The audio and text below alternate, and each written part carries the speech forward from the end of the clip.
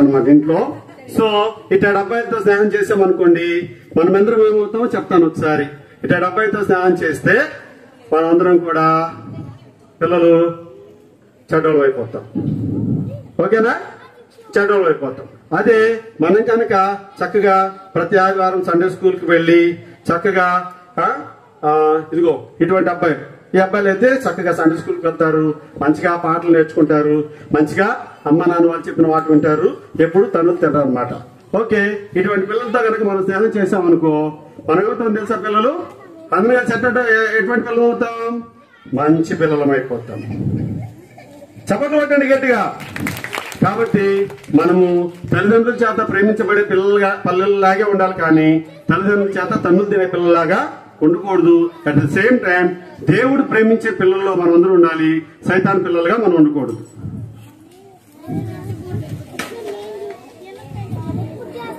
Okay, thank you. Okay, నా దగ్గర ఒక మ్యాజిక్ స్టిక్ ఉంది. దీంట్లో అయితే ఏమి కనపట్టలేదు. అయితే నా దగ్గర ఒక బహుకోడ్ ఉంది అనమాట. బహుకోడ్ ఉంది. దీంట్లో ఒక అద్భుతమైన విషయం నేను మీకు చెప్తాను. బైబిల్లో కీర్తన గ్రంథం 1వ అధ్యాయంలో ఇలాగుంది. దుష్టుల ఆలోచన చెప్పున్నాడు, పాపుల మార్గం నిలువుక, అపహాసకులు కూర్చుని చోటు కూర్చుండక, యెహోవా ధర్మశాస్త్రములందు ఆనందించు దివారాత్రము దాన్ని ధ్యానించేవాడు ధన్యుడు. అతడు నీటి కాలంలో ఎవరు నాటబడింది, ఆకు వాడక తన కాలమందు ఫలమిచ్చు చెట్టు వలె ఉండును. ఏంటి చెప్పలు కూడా? అయితే మనం నేర్చుకోవాల్సిన విషయం ఏంటంటే, పిల్లలు ప్రతిదినము మనం దేవుని వాక్యాన్ని ఏం చేయాలి? చెప్పాలి. ప్రతిదినం మనం దేవుని వాక్యాన్ని చదవాలి. ఏం చేయాలి? కొంచెం గట్టిగా ఏం చేయాలి? ఇంకొంచెం గట్టిగా ఏం చేయాలి? ఓకే, వెరీ గుడ్, మంచిది. ఓకే, సరే, నా దగ్గర ఒక మ్యాజిక్ ట్రీ ఉందిలే. Okay,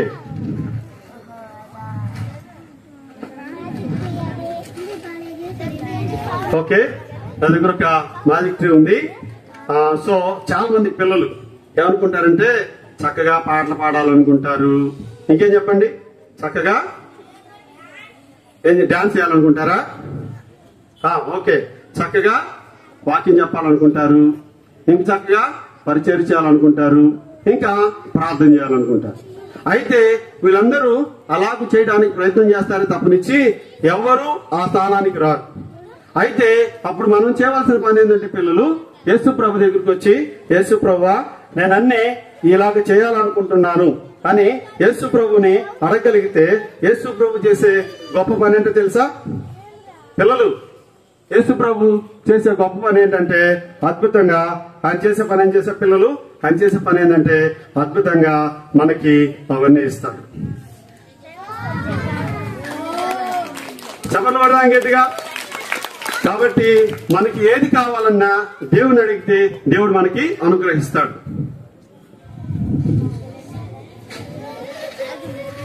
okay, right. నా దగ్గర ఒక మ్యాజిక్ సంచి ఉంది. ఎవరైనా ఒక పాప గాని బాబు గాని స్టేజ్ మీదకి వస్తే బాగుంటుంది. ఓకే, నా దగ్గర ఒక మ్యాజిక్ సంచి ఏం లేదు. ఓకేనా? ఎవరన్నా ఒక్కరు త్వరగా అమ్మాయి వచ్చేసారు, ముందుకి రండి. ఒక్కొక్కటి వేయండి అమ్మా. అమ్మా, అయ్యా తొందరగా అమ్మా. అయ్యో, ఓకే, అమ్మాయి ఇలా వేసింది. అయితే బైబిల్లో ఒక అద్భుతమైన మాట ఏముందంటే, చాలా అద్భుతమైన మాట ఏంటంటే, కీర్తన గ్రంథం 133వ అధ్యాయంలో ఇలాగుంది. సహోదరులు ఐక్యత కలిగి నివసించడం ఎంత మేలు, ఎంత మనోహరం అని ఉందన్నమాట. అయితే ఒకసారి నువ్వు వేసావు కదమ్మా,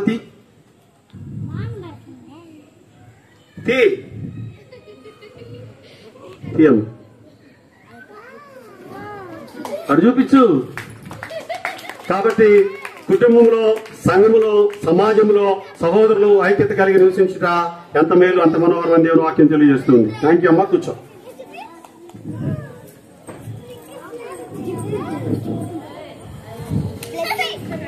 ఓకే, సో సో ఈ పేపర్ తెలిసిపోతుంది కాబట్టి పేపర్ మీకు తొందరగా చేసేస్తాను. ఎవరున్నారు? నువ్వు ఇటు రానా, త్వరగా త్వరగా.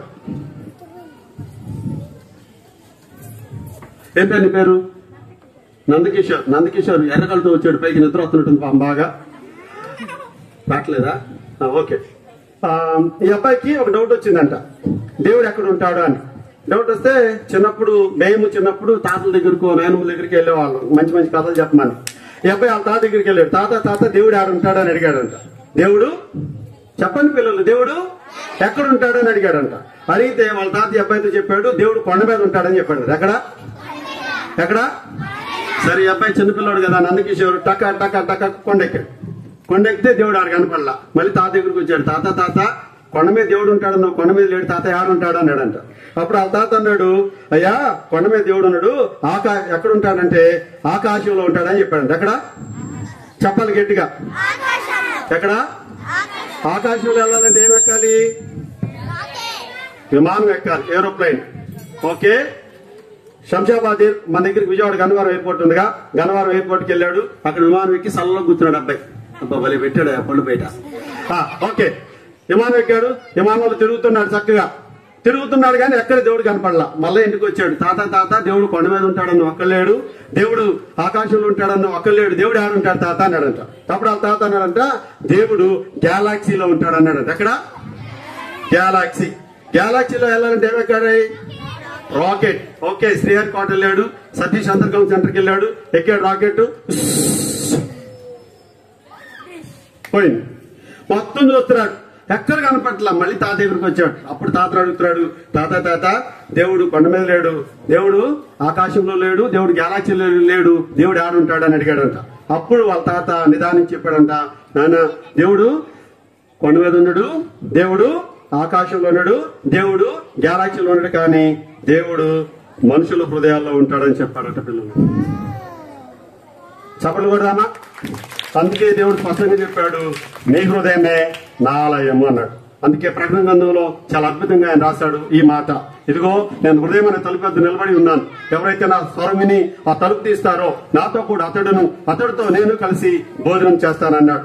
కాబట్టి దేవుడితో యుగ యుగాలు భోజనం చేసే అవకాశం కావాలంటే యేసు ప్రభు నమ్మితే, ఆయన నమ్మి ఆయన దగ్గరికి రాగలిగితే ఆయన జీవితాల్లో మేలు చేస్తాడు. ఈ దేవుడికి మీ ఆస్తులు అక్కర్లేదు, మీ అంతస్తులు అక్కర్లేదు, మీ బంగారం అక్కర్లేదు, ఏమీ అక్కర్లేదు, కానీ ఆయనకు కావాల్సింది ఒక్కటే, నీ హృదయం కావాలని అడుగుతున్నాడు. ఆ హృదయాన్ని దేవునికి ఇవ్వగలిగితే దేవుడు మీ జీవితాల్లో మేలు చేస్తాడు. గట్టి చెప్పలు కొడదామా? ఓకే, తీసుకున్నానా? God bless you. Okay,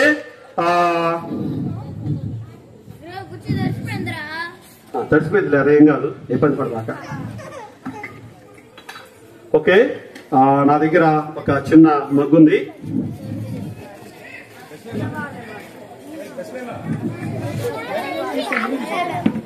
okay, ఈ మగ్గులో నేను వాటర్ పోస్తున్నాను. ఓకే, మీకు కనపడుతున్న colour red black? Black. Okay, ఈ బ్లాక్ పిల్లలు వినండి, ఈ బ్లాక్ పాపానికి గుర్తు. దేనికి గుర్తు? పాపం అంటే మొదటి యోహాను రాసిన పత్రికలో ఇలాగుంది, ఆజ్ఞాతిక్రమమే పాపం. దేవుడు చెప్పిన మాట వినకపోవటం, తల్లిదండ్రులు చెప్పిన మాట వినకపోవటం. నిర్గమాకాండం 20వ అధ్యాయంలో ఇలాగ వ్రాయబడి ఉంది, నీవు నివసించే దేశంలో నీవు దీర్ఘాయుష్మంతుడగినట్లు నీ తండ్రిని నీ తల్లిని సన్మానింపమనుంది. కానీ మనం దేవుని ఆజ్ఞను మీరుతున్నాము, ఆజ్ఞాతిక్రమమే పాపం. పాపము ఇదిగో ఈ నలుపుకు గుర్తు. ఓకే, ఇప్పుడు చూస్తే ఇటువైపు ఏం కనపడుతుంది పిల్లలు? రైట్, ఈ పాపం పోవాలంటే మనం యేసు రక్తంలో కడగబడాలి. ఎక్కడ? యేసు రక్తంలో. చెప్పాలి పిల్లలు, యేసు రక్తంలో చెప్పాలి గట్టిగా. యేసు రక్తంలో చెప్పాలి. ఎక్కడ? యేసు రక్తంలో కడగబడాలి. కడగబడినప్పుడు మనమందరము పచ్చని ఒలివ మొక్కల వెలే ఉంటాము. అలా ఎదిగిన మనల్ని దేవుడు పరలోకం అనే బహుమానాన్ని ఇస్తాడు. చెప్పలు కొడదామా గట్టిగా?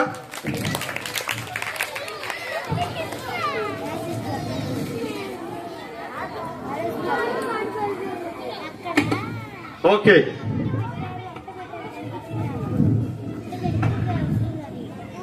ఓకే, మీకు వరకు ఇప్పటి వరకు మీరు బాగా మ్యాజిక్ చూశారు. ఇప్పుడు మీకు వరకు డబ్బులు వచ్చే మ్యాజిక్ చేస్తా. మీకు డబ్బులు వచ్చే మ్యాజిక్, ఓకేనా? ఇదిగో నా దగ్గర ఒక హృదయం ఉంది. ఇది చెక్క హృదయం ఆకారం.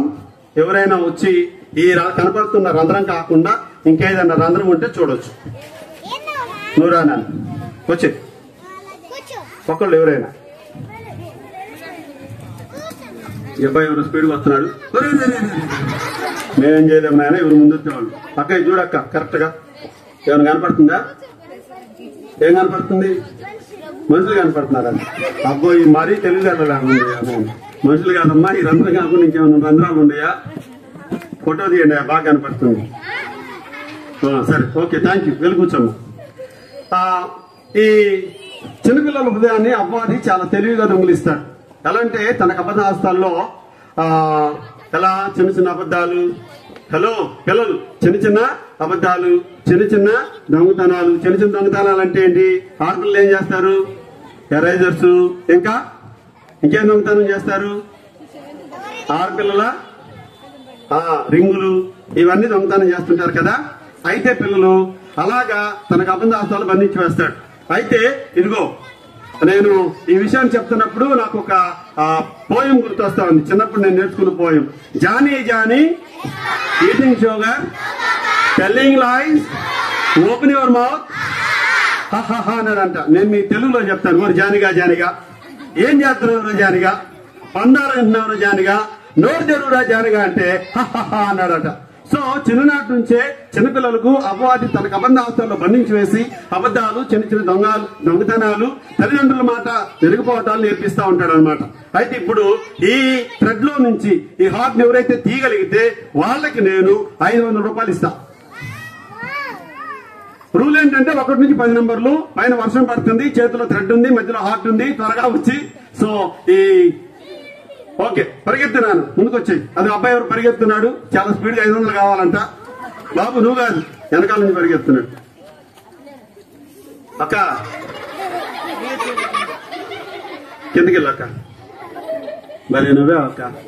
చాలు సార్, వందనాలు. ఓకే ఓకే, రూల్ నెంబర్ ఏంటంటే 1 నుంచి 10 నెంబర్స్. ఓకే తినండి. 1 2 3 4 5 6 7 8 9 10. ఇంకెళ్ళే ఇక ఇంకెవరైనా తీసేవాళ్ళు 1000 రూపీస్ ఇస్తా.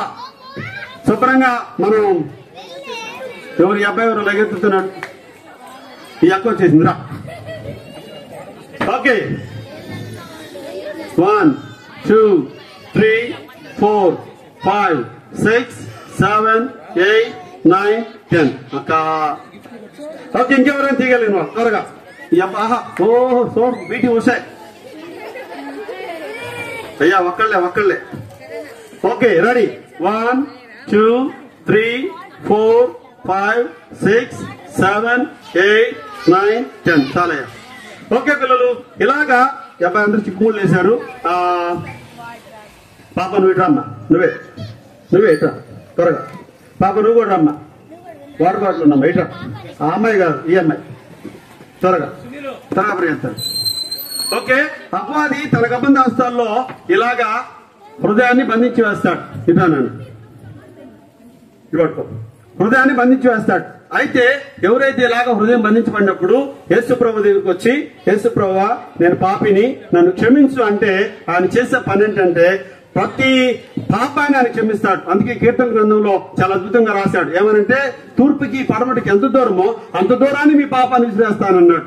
సో ఆ యేసు ప్రభు దగ్గరికి రాగలిగితే ఆ యేసు ప్రభు చేసే పని ఏంటంటే, టైట్ పట్టుకోమ్మా ఇబ్బంది లేదు. ఆ యేసు ప్రభు చేసే పని ఏంటంటే అద్భుతంగా హృదయాన్ని విడిపిస్తాడు.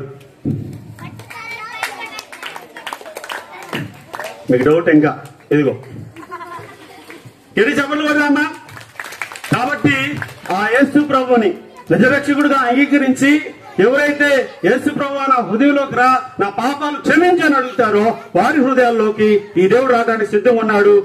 ఇంకా ఎవరైనా యేసు ప్రభుని తెలుసుకోకపోతే ఈ రాత్రి ఇదిగో ఈ చిల్డ్రన్ క్యాంప్ ద్వారా మీరు తెలుసుకొని యేసు ప్రభుని రక్షకుడు అంగీకరించి మీ హృదయాల్లో ఆహ్వానించాలని ప్రభుపేట మనవి చేస్తూ ఈ కార్యక్రమాన్ని నేను ముగిస్తున్నాను. Thank so much. God bless you నాన్న. God bless you.